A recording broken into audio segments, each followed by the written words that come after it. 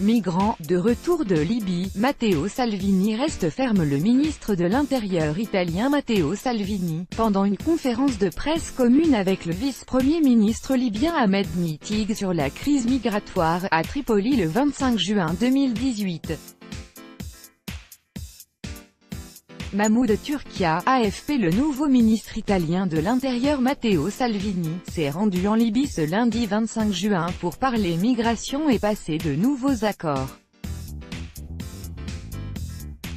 Une visite surprise qui a lieu alors qu'un mini-sommet européen sur l'immigration s'est tenu ce dimanche à Bruxelles, sans que ses participants puissent arrêter une position commune. Il a annoncé que l'Italie allait proposer l'installation de « centres d'accueil et d'identification » au sud de la Libye lors du sommet de l'Union européenne jeudi à Bruxelles. Dès son retour à Rome, il a confirmé que le navire humanitaire Lifeline et les 234 migrants se trouvant à son bord ne seraient pas autorisés à accoster en Italie. Tout d'abord, Matteo Salvini utilise cette opportunité pour continuer à faire sa propagande de ministre hyper musclé et hyper connecté. Depuis son départ de Rome lundi matin, Matteo Salvini écrit régulièrement sur son compte Twitter qui Tripoli, o appena incontrato il ministro dell'interno libico Abdul Salam Ashour. Il mio impegno sarà massimo per rinsaldare l'amicizia tra i nostri due paesi e la collaborazione su tutti i fronti, a partir dell'emergenza immigrazione. Vitengo aggiornati, pic.twitter.com/9oiteltnu Matteo Salvini, Matteo Salvini 25 juin 2018, mission en Libye, c'est parti, dit un premier message, accompagné d'un selfie à bord de l'avion militaire emprunté pour se rendre à Tripoli. 3 heures plus tard, nouveau tweet, j'ai rencontré mon homologue libyen Abdul Salam Ashour, je vais faire tout pour ressouder l'amitié entre nos deux pays. Je vous tiens au courant. Concernant le dossier des migrations, les projets du ministre de l'Intérieur sont de nouer de nouveaux accords financiers, notamment pour bloquer les départs de migrants des côtes libyennes. Cela se ferait en partie avec l'installation de hotspots au sud de la Libye, mais aussi en mettant fin aux opérations des ONG qui l'accusent d'aider les trafiquants d'êtres humains, rapporte notre correspondante à Rome, Anne Lenir. Hotspot dell'accoglienza in Italia, sarebbe problema per noi per la Libia stessa perché I flussi della morte non verrebbero interrotti. Noi abbiamo proposto centri di accoglienza posti e confini a sud della Libia per evitar che anche Tripoli diventi un imbuto, come Italia.